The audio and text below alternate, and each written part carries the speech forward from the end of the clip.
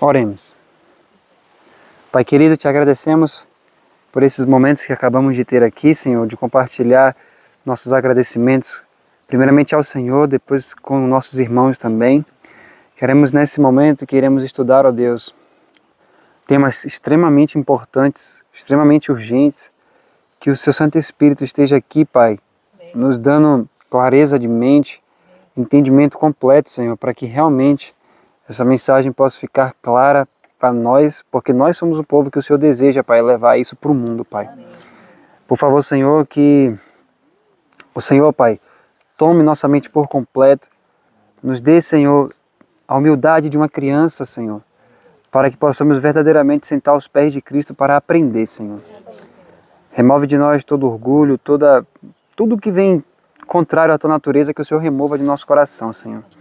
E que o Senhor Jesus possa ser exaltado, Senhor, também na mensagem, e que verdadeiramente, Senhor, possamos participar desse alto clamor que em breve vai soar no mundo todo, Senhor. Essas bênçãos te rogamos e agradecemos, em nome de Jesus. Amém, Senhor.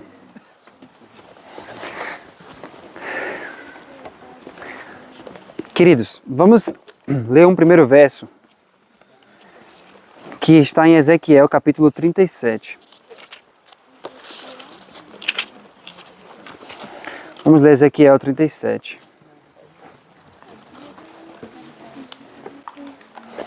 Vocês conseguem ler daí? Não, né? Deixa eu ver. Ninguém consegue ler? Então eu vou virar para cá, para mim então, porque aí eu já vou lendo.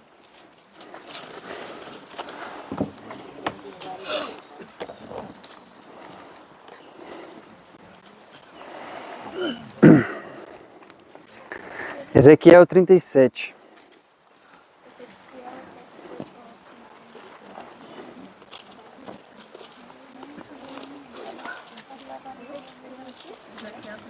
Ezequiel 37. Como a gente vai fazer um estudo nessa manhã também, se vocês tiverem caneta, caderno, pedacinho de papel, é bom para anotar algumas coisas que a gente vai pontuar. Mas vamos lá. Ezequiel capítulo 37, verso 1. Vamos ver do verso 1 ao verso 10. Diz assim. Vamos fazer assim, cada um vai lendo um verso. Vamos fazer assim, pode ser? Pode começar aí, Roberto. Veio sobre mim a mão do Senhor, e ele me fez sair no Espírito do Senhor, e me pôs no meio de um vale que estava cheio de ossos. E me fez andar ao redor deles. Eram muito numerosos na superfície do vale, e estavam sequíssimos. E ele me disse: filho do homem, podem esses ossos viver? E eu respondi: Senhor Deus, tu sabes. Novamente ele me disse: profetiza sobre esses ossos e diz-lhes: ó vós, ossos secos, ouvi a palavra do Senhor. Assim diz o Senhor Deus a estes ossos: eis que farei entrar em vós o Espírito e vivereis. E porei nervos sobre vós, e farei crescer carne sobre vós, e sobre vós estenderei pele, e porei em vós o Espírito, e vivereis, e sabereis que eu sou o Senhor. Então profetizei como se me deu ordem. E houve um ruído enquanto eu profetizava. E eis que se fez um reboliço, e os ossos se achegaram, cada osso ao seu rosto. E quando eu contemplei, eis que os tendões e a carne vieram sobre eles, e pele os cobriu por cima, mas não havia fôlego neles.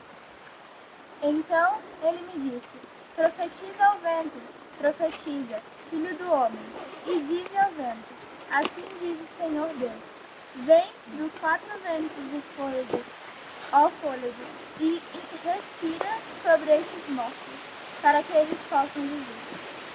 Então eu profetizei como ele havia me ordenado, e o fôlego veio para dentro deles, e eles viveram, e se levantaram sobre os seus pés um exército extremamente grande. Então ele me disse: filho do homem, esses ossos são toda a casa de Israel. E eis que eles dizem: nossos ossos se secaram e nossa esperança está perdida. Nós estamos cortados fora por nossos pais. Ok, era só até o verso 10 mesmo. Tá ótimo. Então veja só. Nós vemos aqui em Ezequiel 37 que Deus mostra para o profeta um vale de ossos secos, né? Mas veja que ele é dado a ordem para o profeta que ele profetize, e quando ele profetiza, o que faz com que esses ossos comecem a se juntar e aí vem nervos, depois carne? O que começa a acontecer ali? Veja só o verso 7. Então profetizei como se me deu ordem, e houve um ruído enquanto eu profetizava. E eis que se fez um rebuliço, e os ossos se achegaram, cada osso ao seu osso. Então, veja que começa a haver uma reconstituição. Só que, depois que as coisas começam a se unir, osso com osso, carne com carne, falta uma coisa ainda, que é o quê?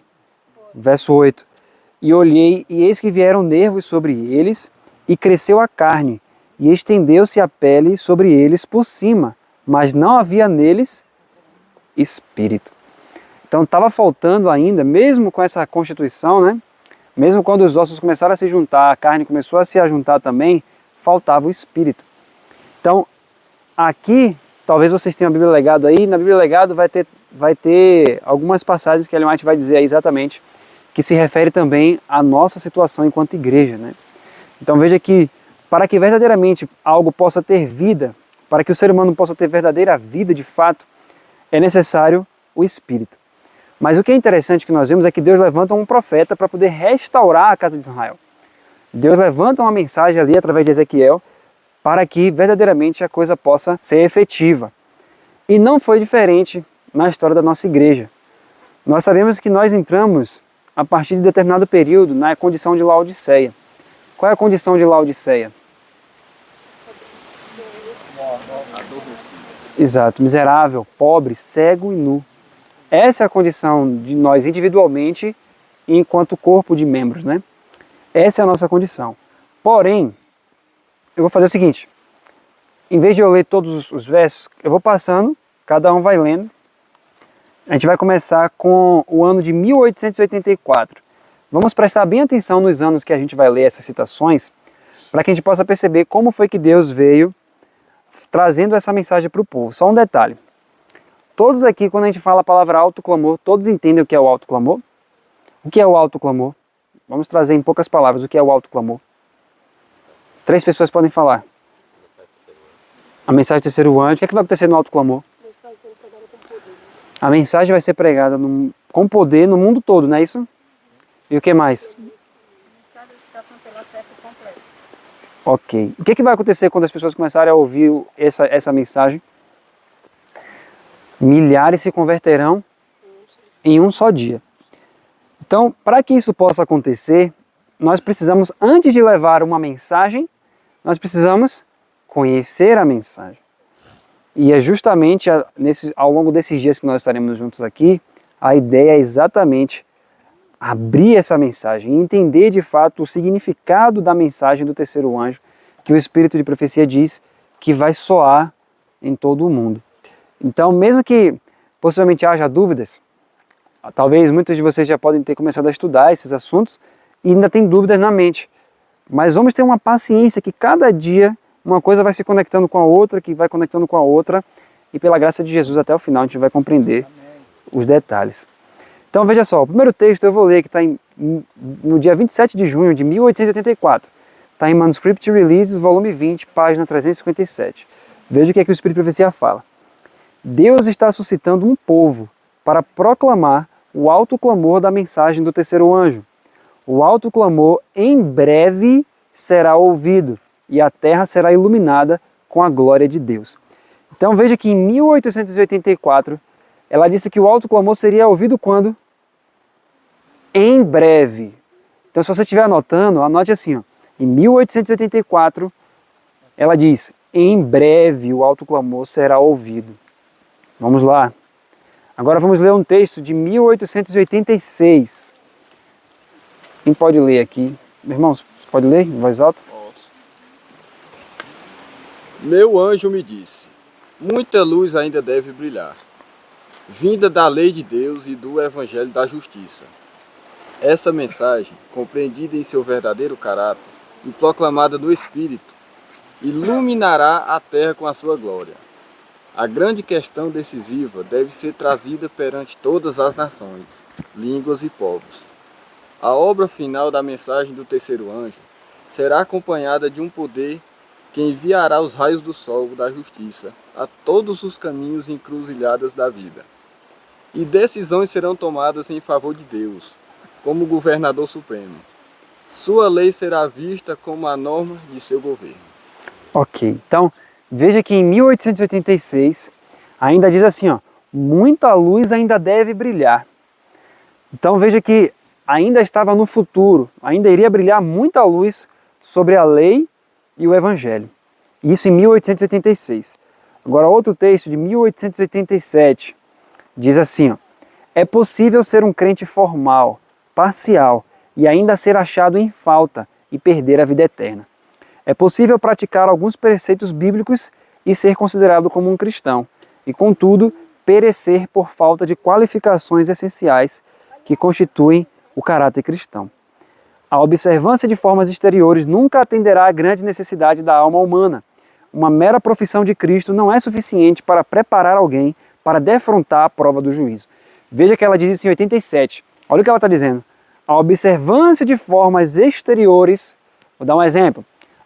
Eu vou mudar minhas vestimentas, eu vou mudar a minha forma de comer, eu vou mudar isso. Isso por si só não é suficiente para atender à necessidade da alma humana. Uma mera profissão de Cristo não é suficiente para preparar alguém para defrontar a prova do juízo. Então veja, a obra que era necessária para ser feita no povo de Deus, para que eles pudessem dar o alto clamor, era uma obra no coração. Era uma obra interna. Porque as observâncias exteriores, elas vão surgir a partir da mudança que é feita internamente. Isso é muito importante. Então, por isso, agora olha só, a gente leu até agora, a última citação foi de 87. Agora veja só esse texto do Espírito de Profecia em 1892. Anote essa data que é muito importante.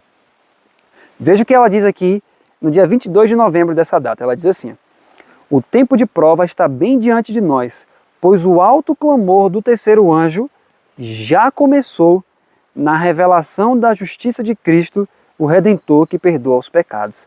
Este é o início da luz daquele anjo, cuja glória há de encher toda a terra.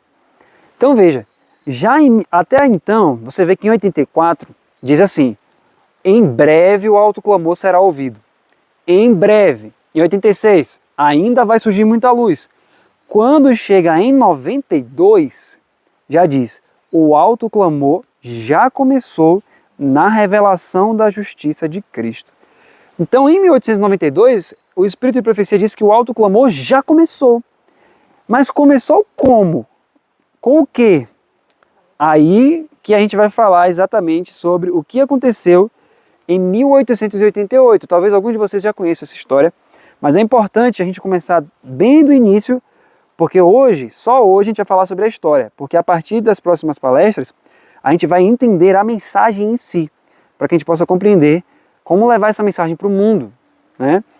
Mas veja, o que aconteceu? Eu vou fazer um resumo que não tem como a gente entrar em todos os pontos, mas depois eu vou mostrar para vocês alguns livros que falam dessa história. Em 1888, a Igreja Adventista ela tem várias conferências ao longo dos anos. Em 1888, teve uma conferência que foi feita em Minneapolis, Minnesota. Nessa conferência, vários anos antes, Ellen White já vinha dizendo, olha, se preparem, estejam em espírito de humildade, de oração, porque Deus se propôs a derramar o Espírito Santo nesta conferência. Então ela foi dando várias vezes, ela escreveu muitas coisas mesmo, né? Tem muitos materiais dela sobre isso. E justamente quando chega em 1888, o que estava acontecendo ali? Os líderes da igreja estavam discutindo acerca de um ponto específico, que era sobre a lei em Gálatas. Alguns líderes da igreja estavam dizendo que a lei em Gálatas era a lei cerimonial, que até hoje a gente ainda ouve isso também. Mas havia outro grupo de líderes que dizia que a lei em Gálatas era a lei moral. Por exemplo, vamos ler aqui Gálatas capítulo 3. Só para a gente dar uma olhada aqui.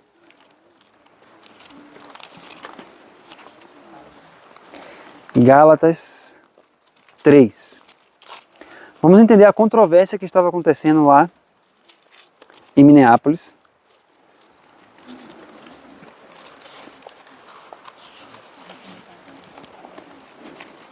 Gálatas 3.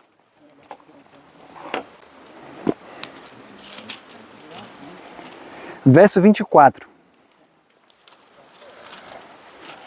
Vamos ler os versos 23 e 24, só para a gente entender essa controvérsia. Gálatas 3, 23 e 24. Todos acharam? Quem quer ler, pode ler, o verso 23 e 24. A tutela da lei para nos conduzir a Cristo, mas antes que viesse a fé, estávamos sob a tutela da lei, e nela encerrados, para essa fé, que de futuro haveria de revelar-se, de maneira que a lei nos serviu de aio para nos conduzir a Cristo, a fim de que fôssemos justificados por fé. Então veja só, antes que a fé viesse, estávamos guardados debaixo da lei e encerrados para aquela fé que se havia de manifestar. Que lei é essa aqui? É a lei cerimonial ou a lei moral? De maneira que a lei nos serviu de aio ou tutor para nos conduzir a Cristo, para que pela fé fôssemos justificados. É a lei moral ou a lei cerimonial? Só que na época, o que estava acontecendo? Alguns líderes da igreja, como Gerard Butler, Urias Smith e outros, eles estavam defendendo que era somente a lei cerimonial, não podia ser a lei moral aqui nesses versos.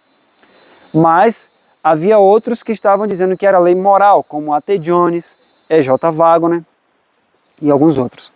Eles estavam defendendo que essa lei aqui é a lei moral. Então, o que aconteceu? Essa discussão já vinha iniciando bem antes de 88. E aí um escrevia um artigo, o outro escrevia outro, aí um escrevia um livro, o outro escrevia outro, e ficou nesse debate sem fim. Só que quando chegou em 1888, os dois pastores que falavam que era a lei moral se levantaram para pregar em Minneapolis e começaram a falar sobre a justificação pela fé. Ellen White estava lá nessa conferência, e quando ela ouviu, por exemplo, o Wagner pregar, ela disse que cada fibra do coração dela dizia amém, ela tremeu por dentro quando ela ouviu. Por quê? Porque anos antes, o Senhor já estava mostrando a Ellen White visões sobre justificação pela fé. Só que ela não conseguia exprimir o que ela via em palavras, de forma simples, ela não conseguia. E ela pediu ajuda para o marido. Quando ela contou isso para o marido, Tiago White ficou, não, a gente precisa publicar isso, nós precisamos começar a escrever. Só que quando ele estava se preparando para começar a escrever sobre a justificação pela fé, ele morreu em 1881. Então não deu tempo de ele também passar a ensinar esse assunto. Então Ellen White ficou cerca de 7 anos sem ainda conseguir escrever de fato ali sobre esse assunto, se demorar sobre ele de forma assim que ela conseguisse passar de forma simples, né? Ela fala sobre isso depois. Só que quando ela ouviu o Wagner pregar pela primeira vez em 88, ela ficou maravilhada, porque ele conseguia, é como se ele estivesse traduzindo tudo que ela viu em visão, de forma fácil para as pessoas ali em Minneapolis.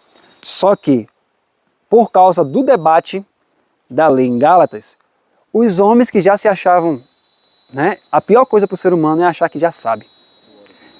O orgulho. Porque ele assim, por que eu vou ouvir ele? Eu já sei, eu estudo há tanto tempo. A pior miséria para o ser humano é isso. Porque quando Wagner começou a pregar, e Wagner era jovem, mas Deus quis usar o jovem. Mas aqueles homens que já estavam com 50 anos de idade, já trabalhavam na editora e tudo isso, falaram, Deus vai usar um jovem. Não vai usar a gente que tem 50, 60 anos na obra. Só que Deus se propôs a trazer exatamente 2 jovens para trazer a mensagem. Só que por conta do debate que já estava acontecendo sobre outros assuntos, muitos deles rejeitaram completamente a mensagem. Se vocês alguns de vocês já viram o livro Materiais de 1888, são 4 volumes. Se vocês forem ler essas histórias, vocês vão ver quanta coisa que acontecia, mas era coisa assim absurda, de eles estarem ali reunidos entre si, dando risada dos mensageiros, falando mal deles, chamavam eles de frangotes. Então assim, eram coisas terríveis. Mas foi justamente ali em Minneapolis que Ellen White fala que Deus havia se proposto a derramar a chuva serôdia, ou seja, o derramamento especial do Espírito Santo. Foi na mensagem que foi trazida ali que Ellen White fala que se eles tivessem aceito aquela mensagem, em 2 anos, tudo teria se finalizado. Porque eles conseguiriam alcançar o mundo inteiro com a mensagem. Lembrando que naquela época não tinha internet, não tinha rádio, não tinha TV, não tinha nada. Em 2 anos, tudo se cumpriria. Lembrando que dentro desses 2 anos ainda haveria perseguição, decreto dominical, tudo isso, né? Então, realmente a gente vê que é muito poder que Deus estava proposto a derramar. Mas não aconteceu. Por quê? Por causa do orgulho. Ellen White fala que eles não estavam dispostos a abrir mão das suas opiniões pré-concebidas. Ou seja, eles estudavam por si mesmos, chegavam a opiniões, mas quando Deus enviava a luz, ele falava assim, não, isso aí não... Eu já tenho minha opinião sobre isso, não vou mudar. E aí o Espírito Santo ficava instigando. Ellen White fala que o Espírito Santo estava trabalhando, assim como trabalhou com os judeus quando Jesus estava ali falando para eles, mas eles foram tão assim com sua opinião, se fecharam tanto que ela disse que eles eram como os fariseus, iguaizinhos, o mesmo Espírito. O mesmo Espírito. Então assim, olha o que ela diz aqui no volume 15 de Manuscript Release. Ela diz assim: a influência que surgiu da resistência à luz e à verdade em Minneapolis tendeu a invalidar a luz que Deus deu ao seu povo através dos testemunhos. Então, ou seja, a rejeição da mensagem de Minneapolis tende à rejeição dos testemunhos. Porque o que você mais vê Ellen White fazer dos escritos dela, você vê que ela tem mais, eu acho que mais de 2.000 páginas, talvez, ela falando sobre esse assunto de Minneapolis, sobre a mensagem de Minneapolis, tanta coisa que ela escreveu. Então, quando você começa a resistir a essa luz que Deus enviou em Minneapolis, tende você também a resistir à luz dada pelos testemunhos. Aí ela diz assim agora, materiais de 1888, página 1156. Roberto, você pode ler esse texto aqui pra gente, por favor? Aqui. Depois vai passando para o lado. Materiais de 1888, página 1156. Temos toda a evidência para saber que o Senhor está usando o irmão Jones e o irmão Wagner e o professor Prescott. E com essa evidência diante de nós, me dói o coração que qualquer de meus irmãos na fé possa sentir impaciência e amargura para com eles, e se recusar a se aproximar em laços de amor e unidade com eles. A contenda precisa acabar. Precisamos ter unidade. Então veja só, né? Ela diz, temos toda a evidência que Deus está usando esses homens. E, infelizmente, os irmãos não estavam dispostos a ouvir a mensagem. Pode passar. Próxima citação. O Senhor, em sua grande misericórdia, enviou uma mensagem muito preciosa a seu povo, pelos irmãos Wagner e Jones. Esta mensagem devia trazer de forma mais proeminente perante o mundo o Salvador crucificado, o sacrifício pelos pecados do mundo inteiro. Apresentava a justificação pela fé no Fiador. E convidava as pessoas a receber a justiça de Cristo, que se manifesta na obediência a todos os mandamentos de Deus. Esta é a mensagem que Deus ordenou que fosse dada ao mundo. É a mensagem do terceiro anjo, que deve ser proclamada com uma alta voz e acompanhada do derramamento de seu Espírito em grande medida. Vocês perceberam aí que citação forte?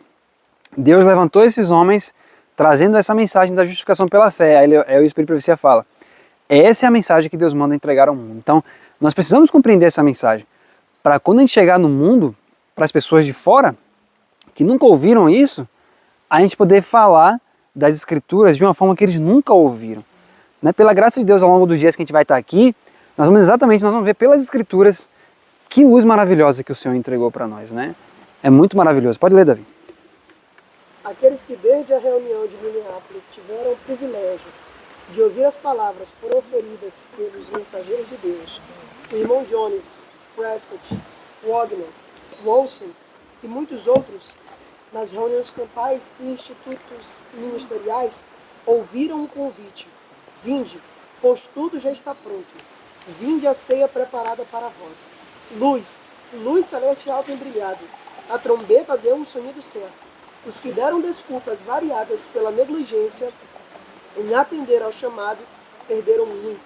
A luz tem brilhado sobre o tema da justificação pela fé e a justiça imputada de Deus. Olha só que bênção. Pode passar.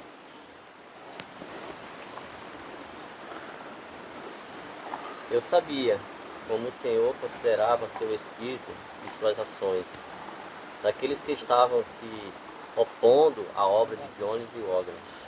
E caso tenha praticado tais coisas por ignorância, devido às ideias deturpadas, eles já tiveram toda a oportunidade que Deus lhe poderia dar de saber que ele deu a esses homens, né, no caso aqui de Jones e Wagner, né, uma obra a fazer e uma mensagem a proclamar, que é verdade presente para este tempo. Eles sabiam que onde quer que essa mensagem chegue, seus frutos são bons. Vigor e energia vital são introduzidos na igreja. E onde a mensagem é aceita, esperança, coragem e fé irradiam da face de todos os que abrem os olhos para ver, e entendimento para compreender, e o coração para receber grande tesouro da verdade. Queridos, olha que para mim essas são as citações mais fortes em relação a essa mensagem. Por quê? Veja o que ela diz. Ela começa dizendo que aqueles que rejeitaram essa... Ela fala assim, eu sei como é que o Senhor Jesus considera essas pessoas que estão rejeitando essa mensagem, mas eles já tiveram evidências suficientes para saber que realmente é Jesus que está enviando esses homens. E ela diz, onde quer que essa mensagem chegue, o que traz junto com a mensagem? Vigor, energia, fé, esperança, coragem. Olha isso. Não é exatamente as coisas que a nossa igreja precisa hoje? Vigor. Você chega hoje nas igrejas, o que você vê os cultos como é que estão? Uma coisa, uma apatia, uma coisa assim, sabe? Fraqueza. As pessoas vão muitas vezes sem... Vão porque tem que ir, sabe? Porque medo de se perder. Se eu não for, eu vou me perder. Mas não há assim aquele vigor, aquela coisa assim, não vamos à casa do Senhor. Não há. Mas quando essa mensagem chega, é completamente diferente. Né? Depois eu vou contar algumas histórias para vocês do que eu já vi, né, em alguns lugares que essa mensagem chegou. Pode passar, meu irmão.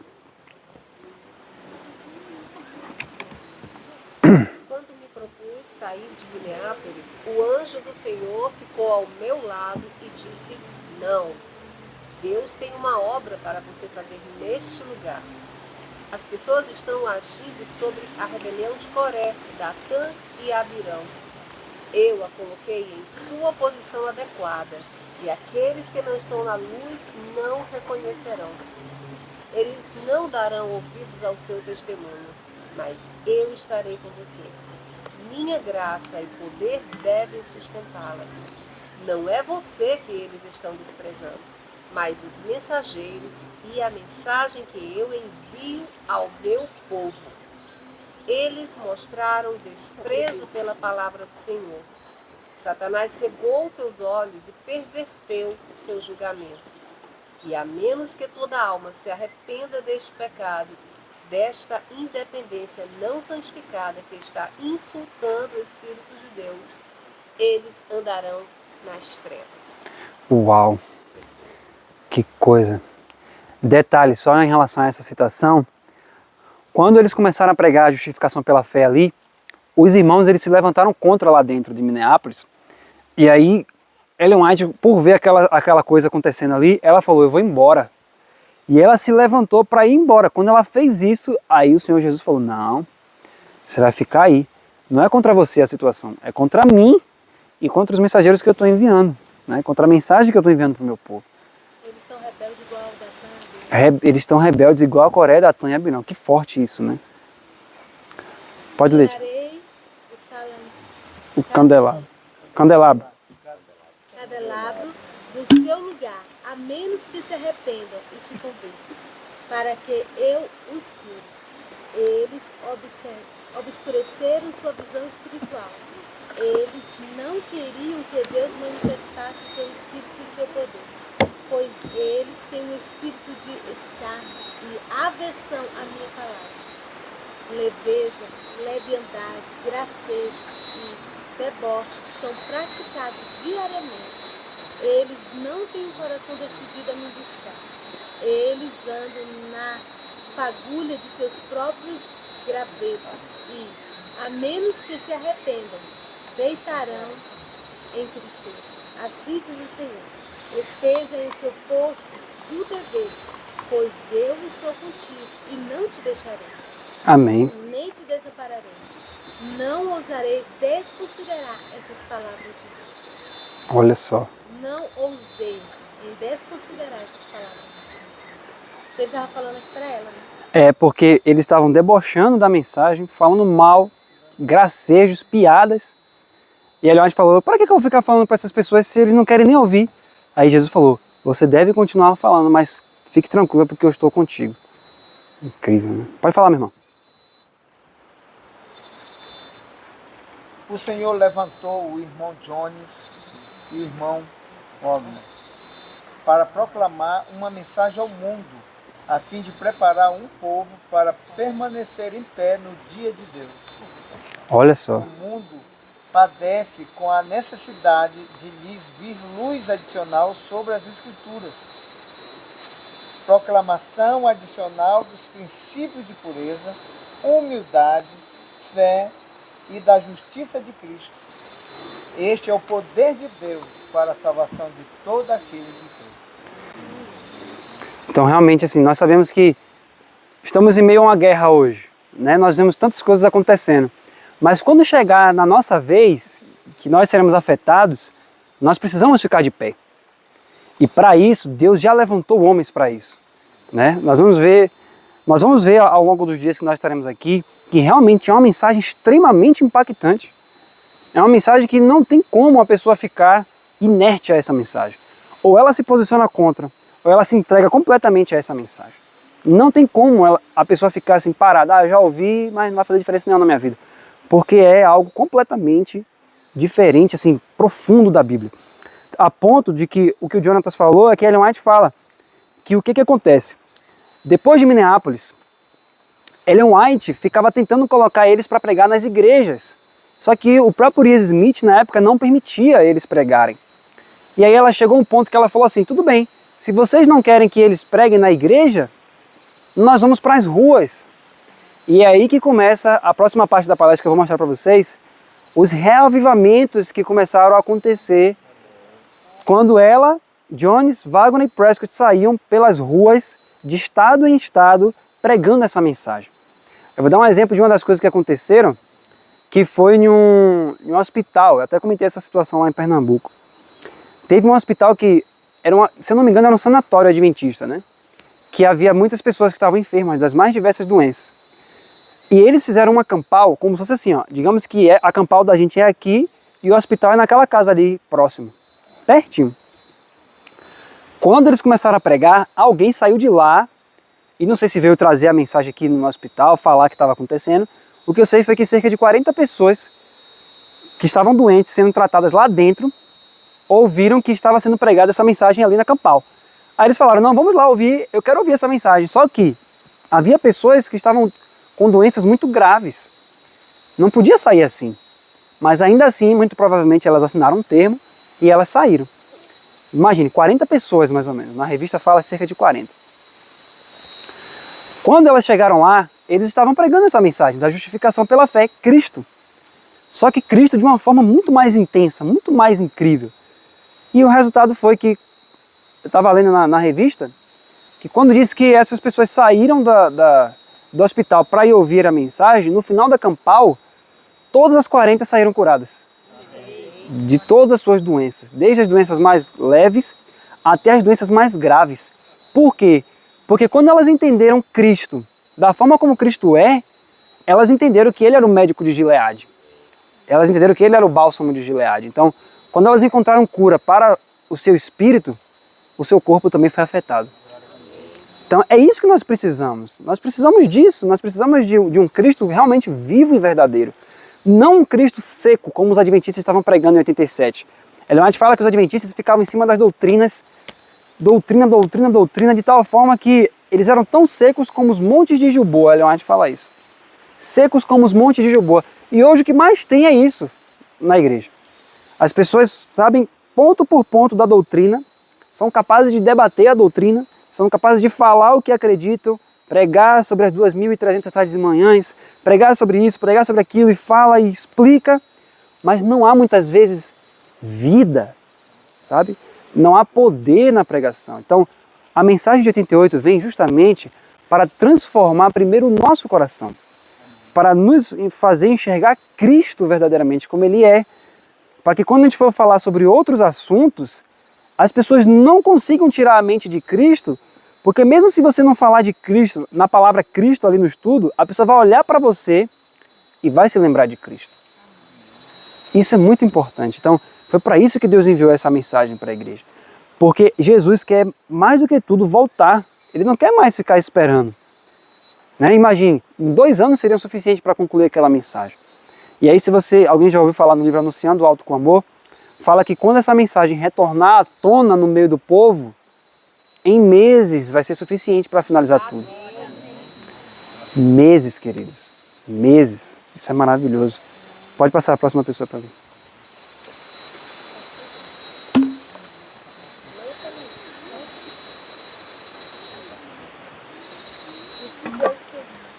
Deus pretendia que os dias se levantassem e com vozes unidas enviassem uma mensagem decidida, dando a trombeta a um certo som, para que o povo pudesse assumir seu posto de dever e cumprir sua parte na grande obra. Então, a luz forte e clara daquele outro anjo que desce do céu com grande poder teria enchido a terra com sua glória. Estamos anos atrasados, e aqueles que permaneceram cegos e impediram o avanço da própria mensagem que Deus pretendia que saíssem da reunião de Minneapolis como uma lâmpada pequena, precisam humilhar seus corações diante de Deus e ver e compreender como a obra foi prejudicada por sua cegueira de mente e dureza de coração. Vocês entenderam como é que Deus queria que eles saíssem da reunião de Minneapolis? Como o quê? Como lâmpadas que queimam.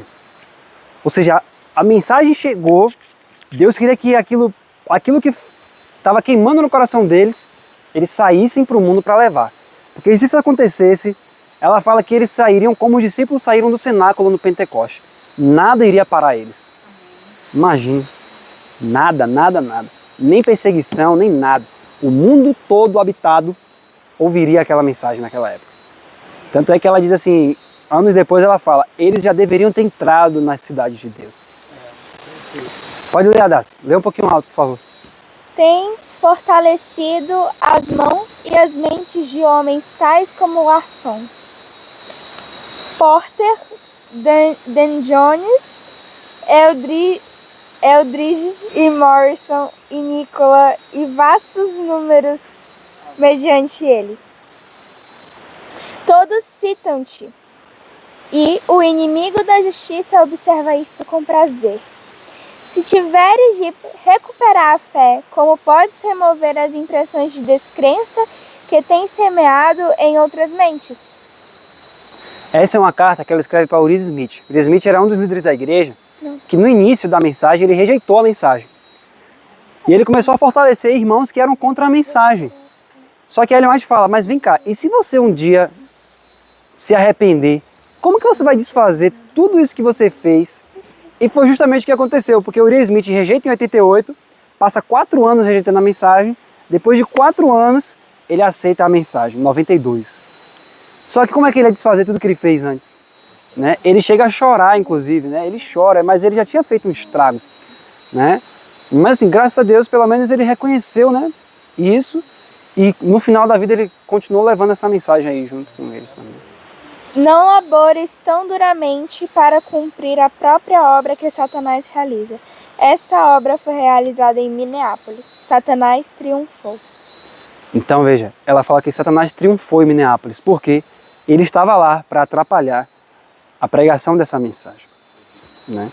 Todas as vezes, queridos, todas as vezes que essa mensagem é levada, Satanás ele volta suas atenções para isso. Para fazer com que essa mensagem não alcance os ouvintes. Não alcance os ouvintes. Então assim, todos os lugares. Aqui também é a mesma coisa. Ele vai fazer de tudo para que as pessoas não compreendam essa mensagem. Para que a mensagem não entre, não faça sentido. mas em nome de Jesus Cristo vai fazer sentido na nossa mente. Amém. Né? Nós iremos verdadeiramente estudar isso, porque nós não temos mais tanto tempo. Nós estamos vendo as coisas acontecendo. E Deus mais do que deseja que essa mensagem avance com poder e grande glória. Né? Esse é o nosso maior desejo. Pode ler, minha irmã, estamos já no final. Já. Penso que o irmão A.T. Jones deveria participar das nossas grandes reuniões campais e conceder a nosso povo e também aos de fora o precioso tema de fé e da justiça de Cristo. Há um dilúvio de luz nesse tema.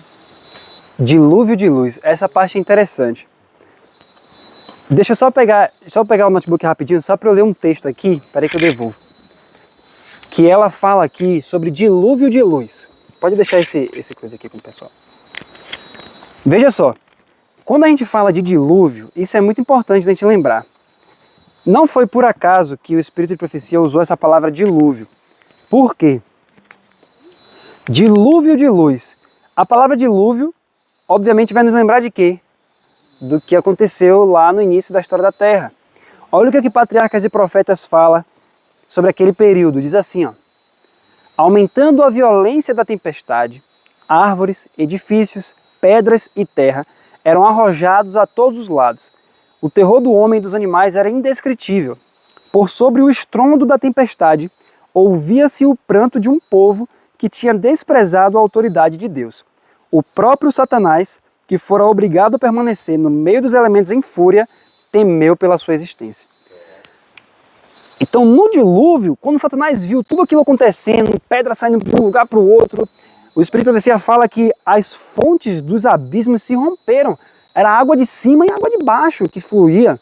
Ela fala que grandes pedras que estavam ali, rochas enormes, iam para cima como se fosse uma pedrinha pequenininha.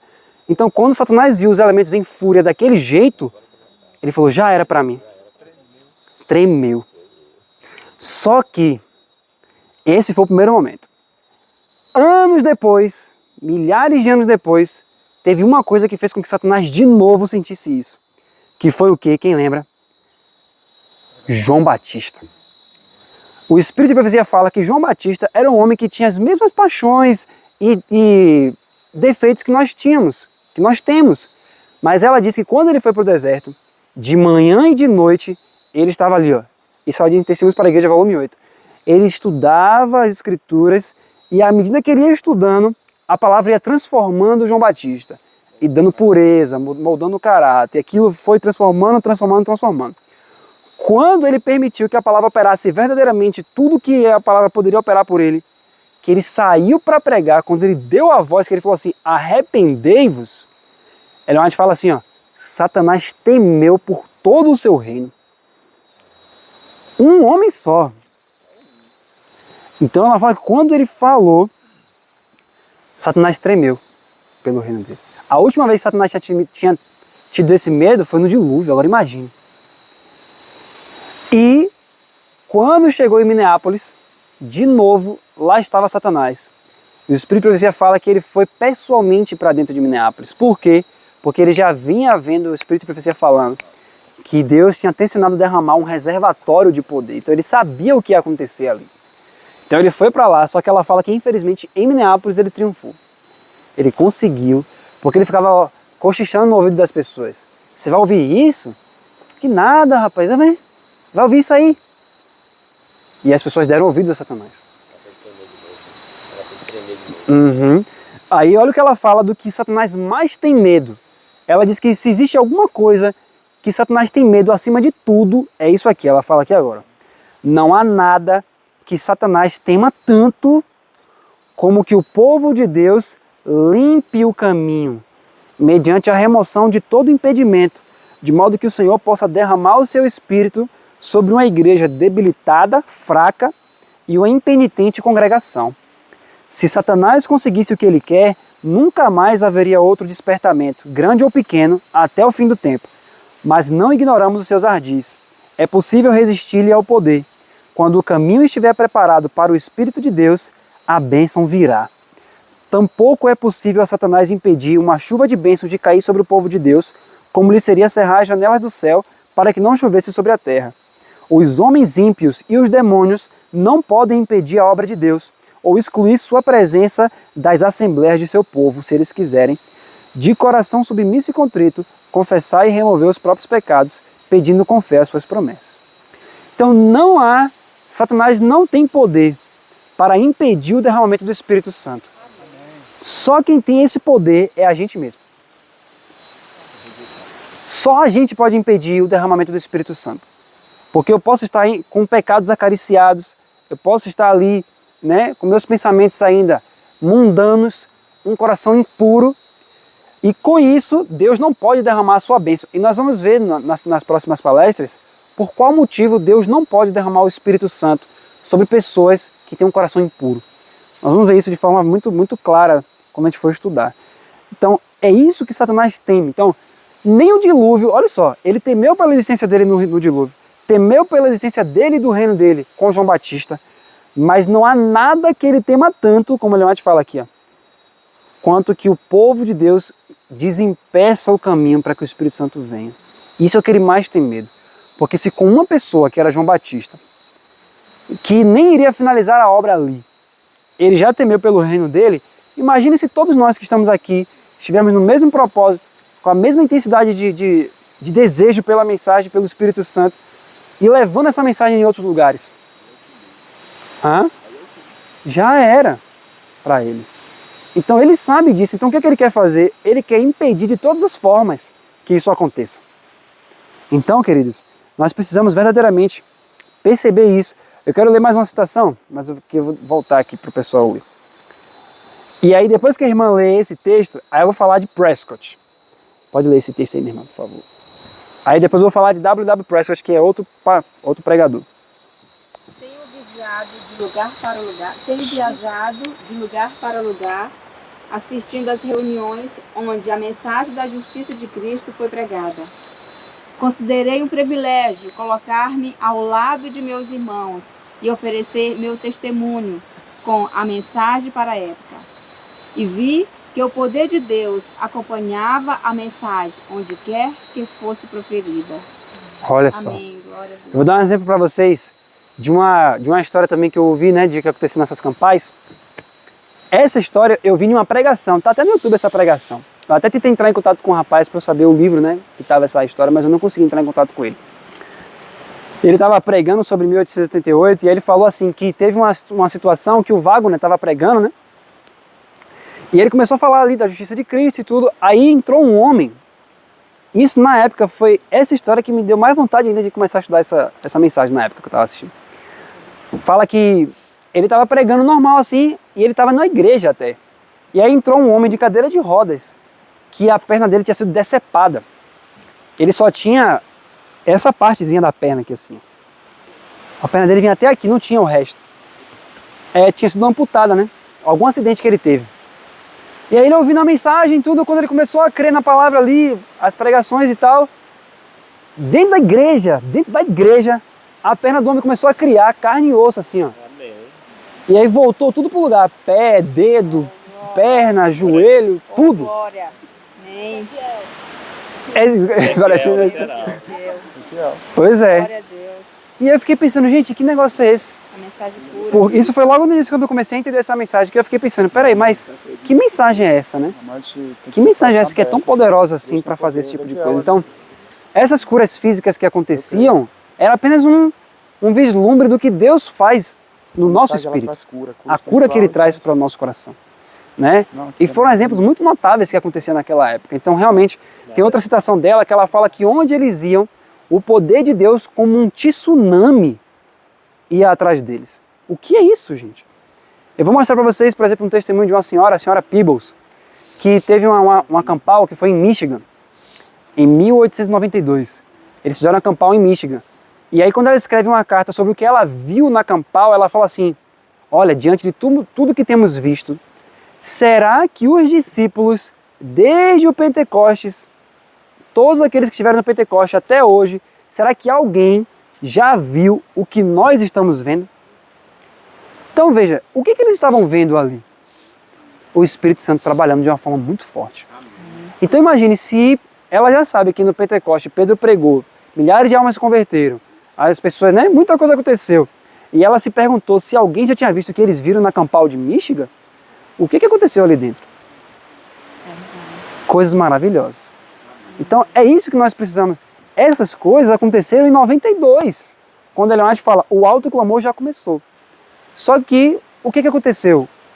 Ao longo da época, o alto clamor deu uma pausa. Por qual motivo? Tem um livro chamado Cristo Nossa Justiça, de Arthur Daniels. Ele diz assim, como a mensagem deixou de ser pregada, como as pessoas esfriaram, porque Ellen White fala que Deus provou aquelas pessoas. Porque o que acontece? Quando realmente... Era para vir 2 anos. Só que Deus viu que as pessoas que estavam ouvindo a mensagem ainda estavam assim, muitos estavam ali indo vendo as coisas acontecendo, então não, eu vou. Pela emoção. Aí o que Deus fez? Deus deu uma segurada para provar, como ele fez em 44, para provar se realmente aqueles que estavam naquele grupo ali estavam, porque realmente estavam conhecendo a mensagem, não pelos que estavam, quanta coisa acontecendo, olha quanta coisa e tal. Aí o que aconteceu? Ficou provado que muitos que estavam ali não estavam com o coração de fato naquilo.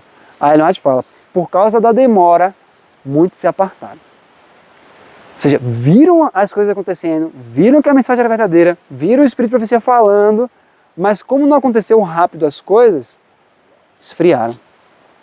E aí deixaram para trás. Porém, teve outros, e aí eu quero contar isso para vocês. Prescott, pode ler, meu irmão. Antes do senhor ler, deixa eu só dar o contexto, né? W.W. Prescott era um pastor adventista, e nós vamos falar sobre os textos dele aqui, alguns livros dele, ao longo dos nossos próximos dias. Vai ter bastante tempo para a gente falar sobre muita coisa. Mas Prescott era um pastor adventista que estava dentro de Minneapolis quando essa controvérsia começou. Quando ele viu toda aquela briga, deboche, debate, ele falou, olha, vou embora. Ele pegou as coisas dele e foi embora. Não ficou dentro de Minneapolis. Aí por isso que Ellen White falou, eu vou embora também, né? Mas quando ele viu aquela controvérsia, ele falou, eu vou embora, não quero saber disso. Aí ele foi para casa, não quis nem saber da mensagem. Mas o Espírito Santo começou a atuar na mente dele, rapaz, estude a mensagem, estude a mensagem, estude a mensagem. Aí o que Prescott fez? Ele começou a estudar a mensagem, por ele mesmo. Só que ele começou a entender a mensagem. Aí o que foi que ele fez? No livro No Poder do Espírito que conta essa história. Ele aí pegou os sermões dele, Prescott tinha muitos sermões, que ele fazia com Bíblia, Espírito e Profecia.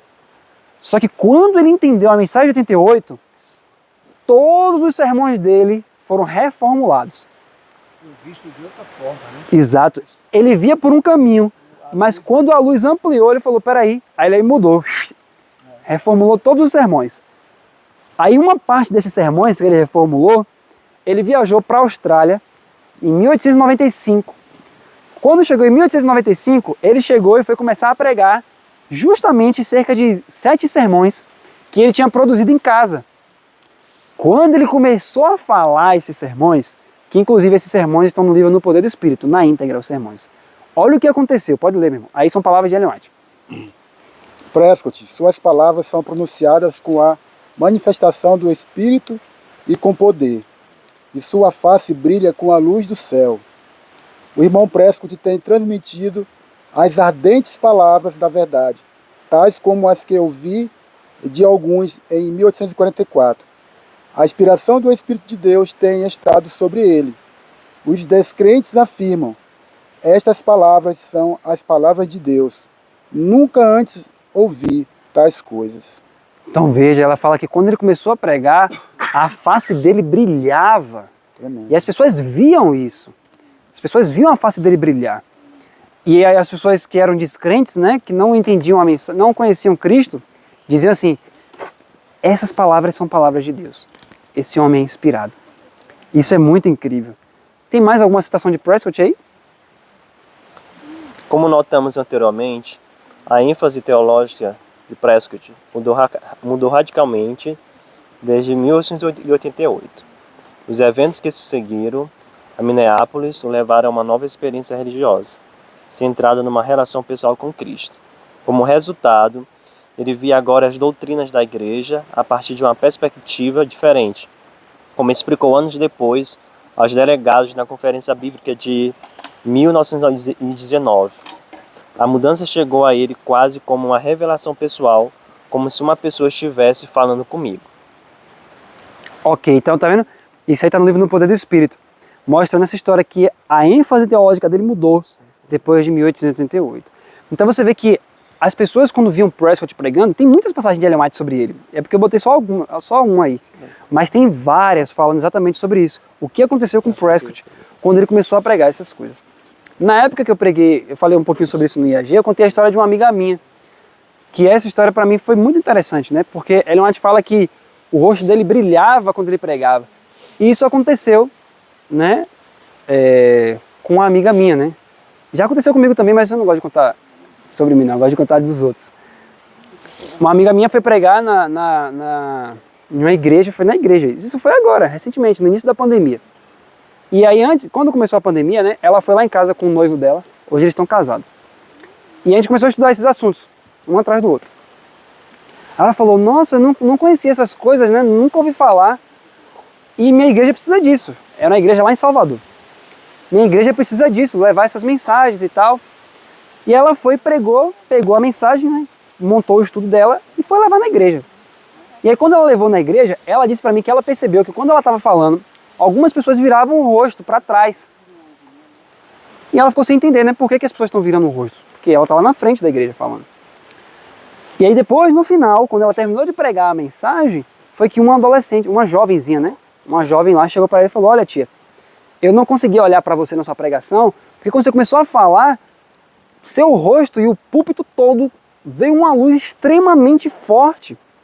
Saiu uma luz muito brilhante do seu rosto, eu não consegui olhar para você, aí eu tive que virar para trás. Fiquei ouvindo o seu sermão olhando para trás, porque eu não consegui olhar para você. Então isso foi agora, né? É uma jovem extremamente consagrada, extremamente, ela e o marido, né? Então assim, eu vejo que esse tipo de situação Deus faz para chamar a atenção das pessoas para essa mensagem. Deus não precisa fazer isso todas as vezes, entendeu? Já houve vezes que isso aconteceu, eu já vi coisas acontecendo, mas não precisa. Sempre que a mensagem é pregada, o Espírito Santo vai no coração da pessoa.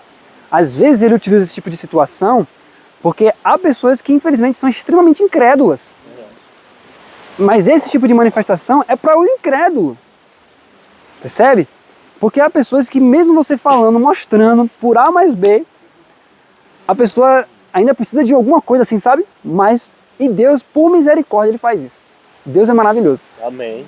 Você vê que, só que há um ponto que Jesus chega para os fariseus e fala assim, ó, mesmo que ressuscitasse, tinha alguém dos mortos, vocês não acreditariam. Né? Ou seja, Jesus faria isso por eles. Mas Jesus não fez, ele falou, não vai adiantar se eu fizer isso por vocês, nem assim vocês vão acreditar. Então realmente você vê, o orgulho humano é algo extremamente terrível.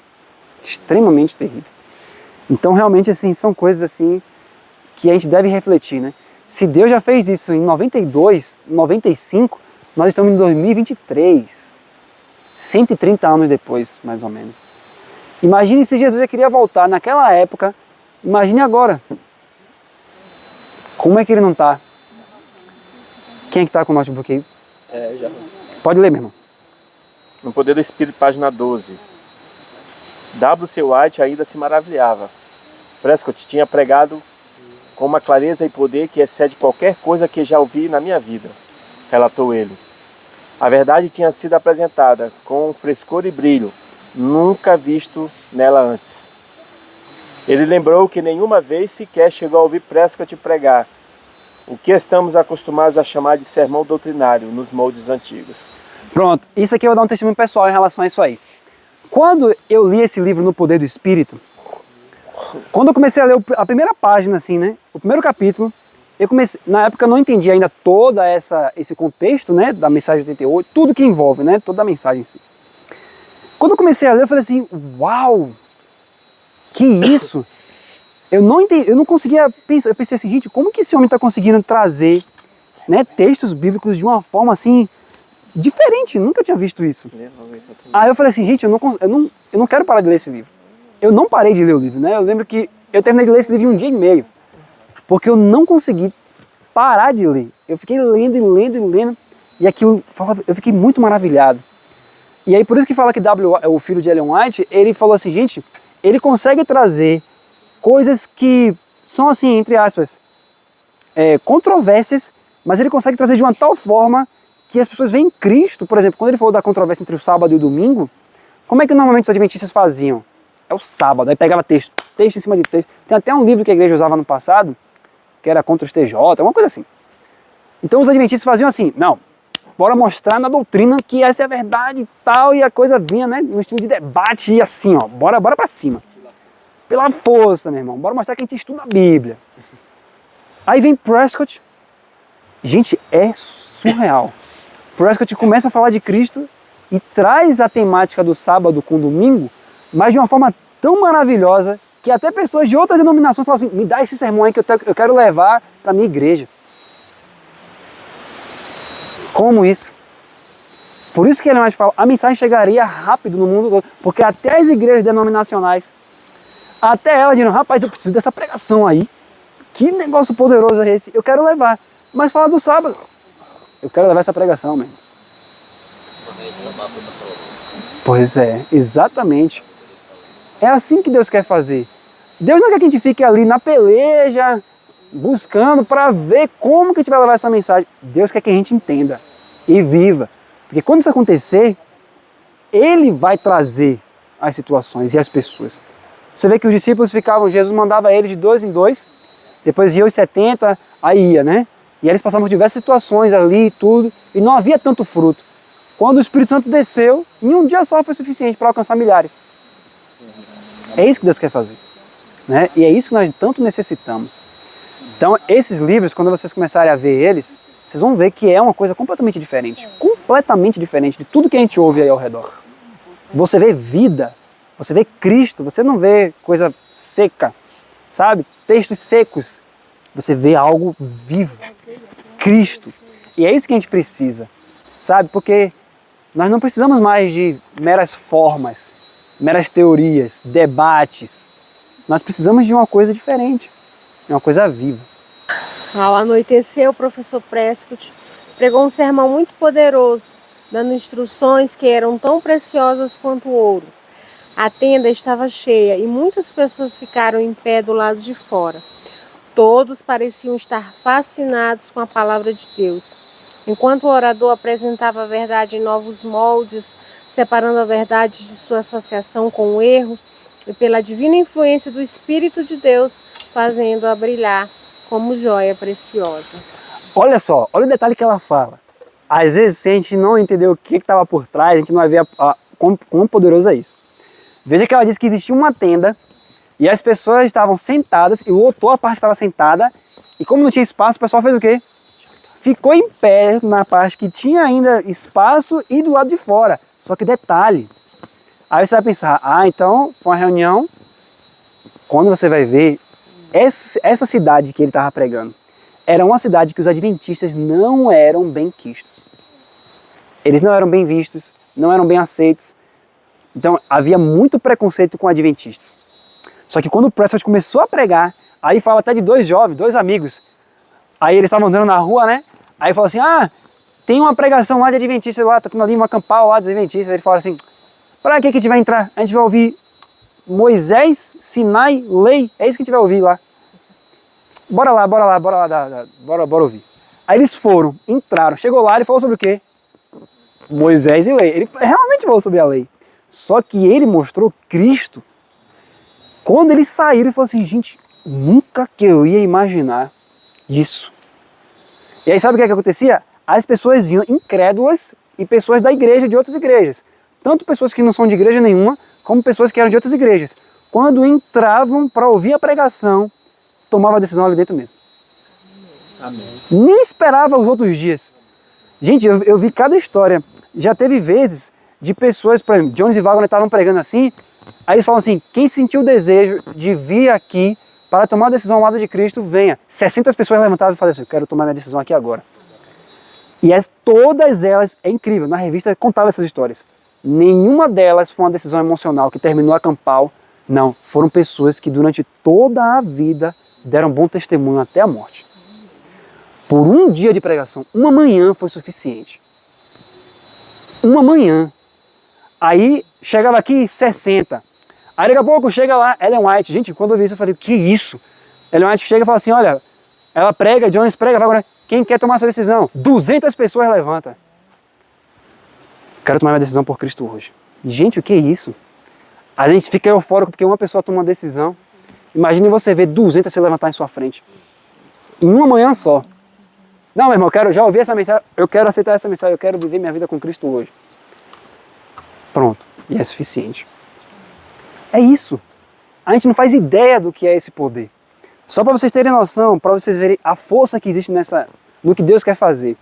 Além dessas situações que aconteceram, depois desse período, quando chegou mais ou menos na década de 1900, 12 anos depois que essa mensagem veio, Ellen White tem um texto que ela fala assim, ó, que a chuva serôdia cessou.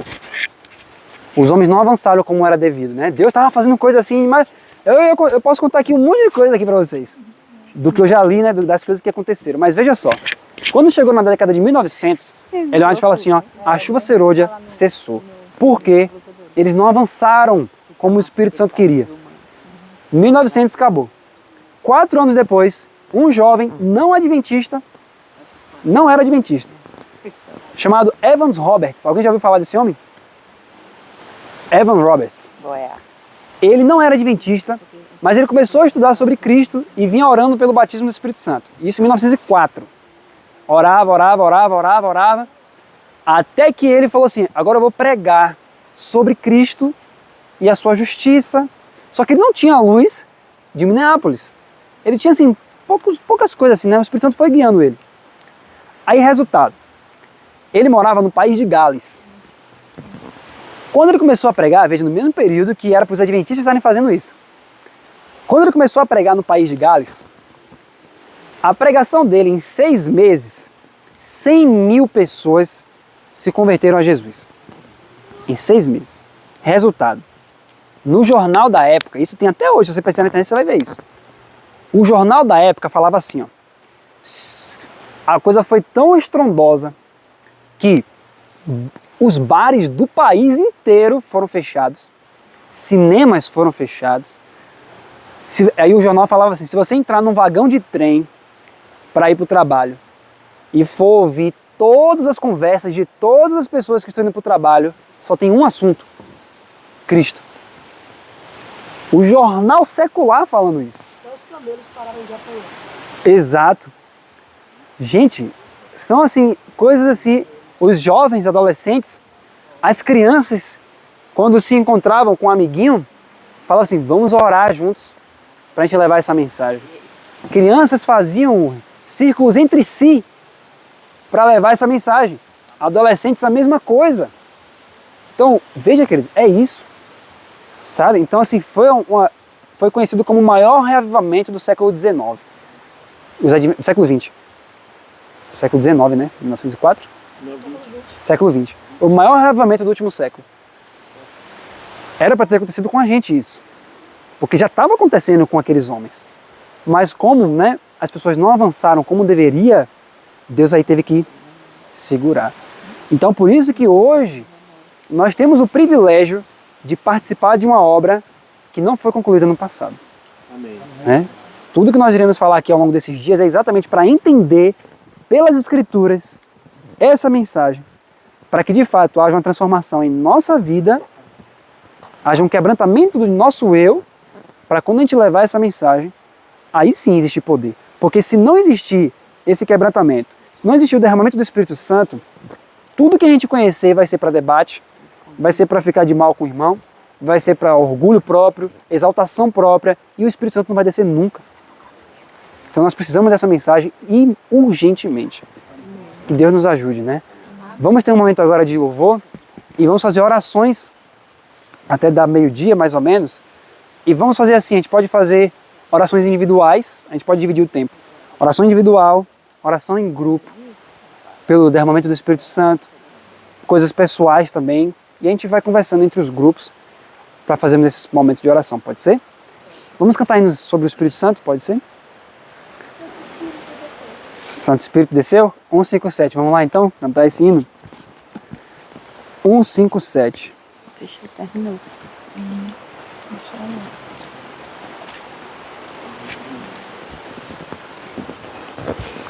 157. Eu tenho aqui no... Ah, o irmão vai tocar.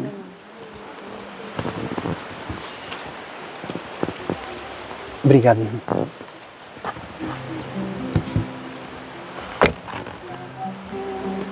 desceu do céu em plenitude de poder, e o Pentecoste fez brilhar a luz, e multidões puderam crer. Fiéis em Cristo sem qualquer temor, saíram todos a pregar. E conseguiram mesmo em Luta e dor, final vitória conquistar. Ó Deus bendito, hoje tão... Obrigado. Vamos ler junto. Vem conceder-nos tua graça e teu poder. Eis nossa prece, vem perto está. Vem tua igreja, aqui reavivar. Só pela fé o justo vai viver, na Bíblia vamos encontrar. Jesus, portanto, nos dará poder, devemos crer e confiar. Os que esperam sempre no Senhor, paz e alegria onde achar. Receberão de Deus constante amor e graça para testemunhar. Ó Deus bendito, hoje também vem conceder-nos tua graça e teu poder. Eis nossa prece, vem perto está. Vem tua igreja, aqui reavivar. Amém. Vamos então fazer o seguinte.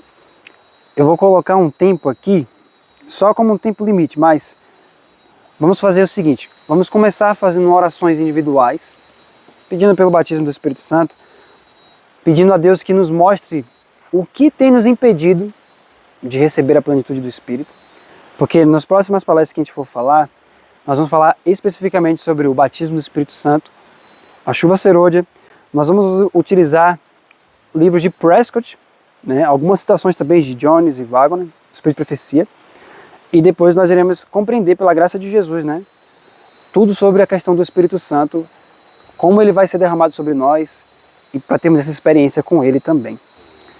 Mas nesse momento vamos fazer assim, nós tiraremos 5 minutos mais ou menos para a oração individual, e depois da oração individual nós vamos orar em grupos. Pode ser grupos de 2, de 3, até 4 pessoas. Como nós estamos num grupo um pouco reduzido, pode ser até 3 pessoas, pode ser? E aí cada um ora pelo outro e o Espírito Santo vai conduzindo todas as coisas. E aí no final a gente faz uma oração geral, pelo batismo do Espírito Santo, pode ser? E aí a primeira oração vai ser para confissão de pecados junto com o Senhor, você sozinho. E depois nós iremos orar juntos, tá bom? Eu vou colocar aqui um alarme só para a gente ter noção mais ou menos do tempo. Vou botar 5 minutos, tá bom? Ou mais? 5 minutos. Pronto. 10 minutos para oração individual? Tá. Preferência que a gente se afaste uns dos outros, né? Para que cada um tenha Pronto. Cada um pode ter seu momento, vai andando aí, escolhendo um local. A gente volta e aí forma os grupos e aí vai orar novamente. E no final nós oramos todo mundo junto, ok?